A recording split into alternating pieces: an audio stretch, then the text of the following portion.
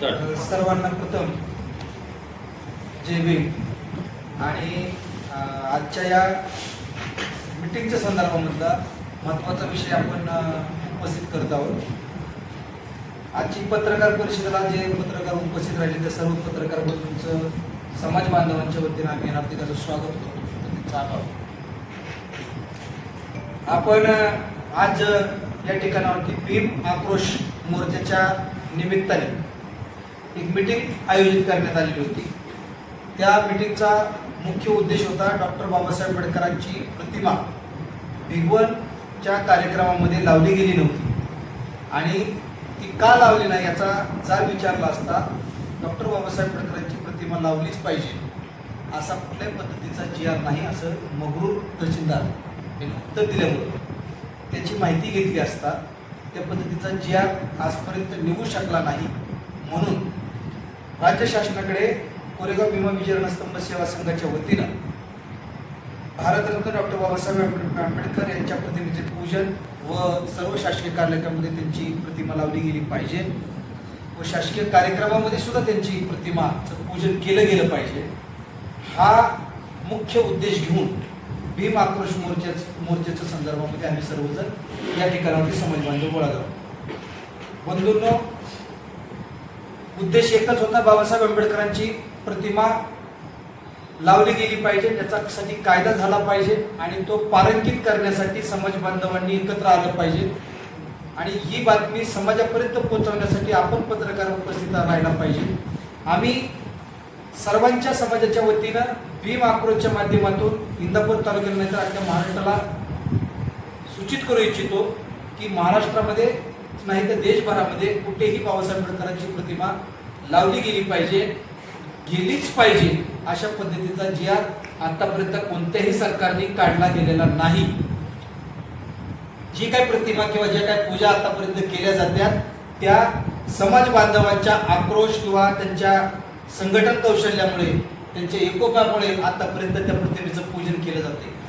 परंतु बऱ्याचशा कार्यालयांमध्ये आपण पाहिलं गेलं तर बहुतांश आपल्याला बऱ्याच ठिकाणावरती समाजाला असं वाटेल की बऱ्याच ठिकाणावरती बाबासाहेब आंबेडकरांची प्रतिमा असती, जसं की पोलीस स्टेशनमध्ये आपण गेलो होतो तिथं बाबासाहेब आंबेडकरांची प्रतिमा असती, ग्रामपंचायतीमध्ये असती, कुठं कोर्टामध्ये असती, तर काही अशी ठिकाणं आहेत म्हणजे पोस्ट ऑफिस सारख्या ठिकाणावरती आपण गेलो तर कुठेही तिथं आपल्याला बाबासाहेब आंबेडकरांची प्रतिमा दिसणार नाही। आरोग्य विभागामध्ये गेलो तर आपल्याला तिथं त्याही ठिकाणावरती कधी बाबासाहेब आंबेडकरांची प्रतिमा दिसणार नाही। म्हणजे महाराष्ट्र शासनाच्या एक 4-5 खाती जर सोडली तर व्यतिरिक्त कुठल्याही खात्यामध्ये बाबासाहेब आंबेडकरांची प्रतिमा विशेष करून कार्यामध्ये लावलीच गेली जात नाही आणि त्याच्यामुळे बाबासाहेब आंबेडकरांच्या कार्याचा विसर हा सर्व शासकीय अधिकाऱ्यांना होतो। भविष्यामध्ये कुठल्याही शासकीय अधिकाऱ्यांनी अशा पद्धतीची चूक करू नये म्हणून इंदापूर तालुका समाज बांधवांच्या वतीनं आम्ही सर्वांनी असा निर्णय घेतला की हाच कायदा बाबासाहेब आंबेडकरांसाठी पारंकित करून घेण्यात यावा।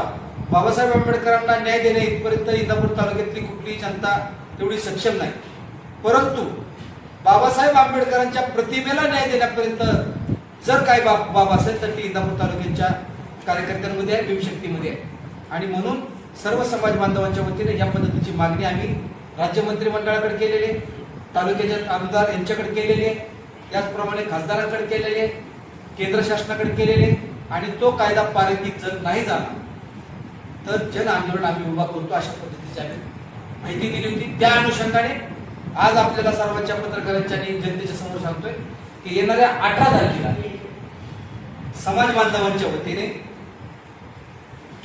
धरणे आंदोलन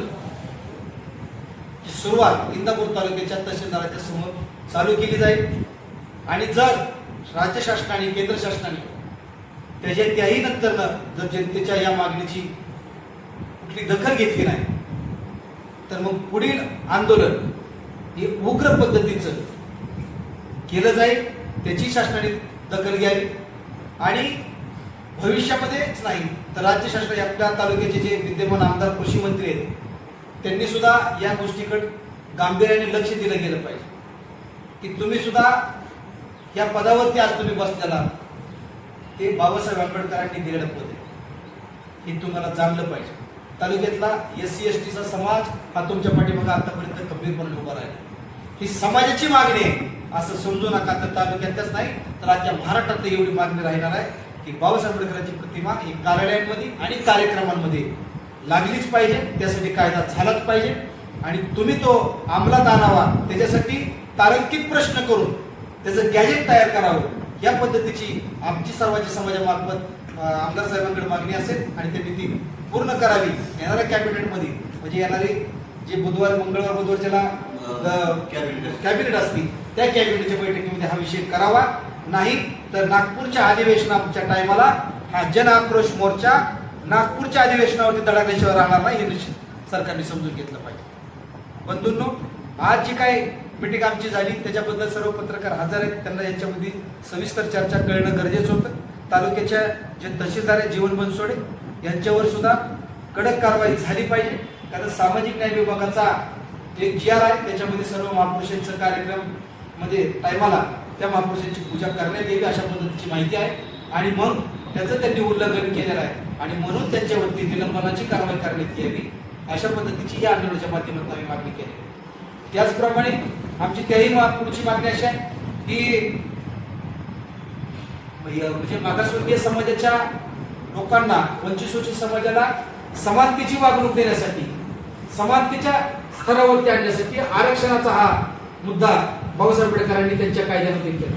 340, 341, 342 आरक्षणासाठी असणाऱ्या कलम आहेत आणि मग त्या कलमांचा उपयोग त्या आताच्या सरकारमध्येच नाही तर खाजगीकरण केल्यामुळे तो अंमलात योग्य पद्धतीने येत नाही आणि म्हणून SC ST साठी जे विशेष प्रावधान करण्यात आलेलं आहे ते विशेष प्रावधान जसंच्या तसं जे पाठीमागं 2005च्या पाठीमागं जसं होतं त्या जुने पेन्शन्स असतात किंवा जुनी सुविधा असतात त्या सर्व सुविधा त्या SC ST लोकांना पुनरुक्त भेटावी पुन्हा मिळावी अशा पद्धतीची आमची मागणी आहे.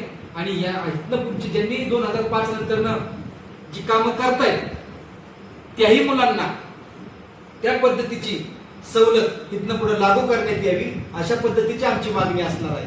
आणि जी शिक्षणाच्या बाबतीमधला विषय आहे जे डॉक्टर बाबासाहेब आंबेडकरांच्या नावाने बरेच स्वाध्याय योजना आहेत किंवा इंटरनॅशनल शिक्षण व्यवस्था आहे याच्यामध्ये जी स्कॉलरशिप तेवढी आंतरराष्ट्रीय लेवलची जी कमी करण्यात आलेली आहे तीही आमच्या बाबासाहेब आंबेडकरांच्या नावाची तुम्ही पुनरुक्त करावी आणि ती जशीच्या तशी पुन्हा लागू करावी अशाही पद्धतीची आमची मागणी आहे.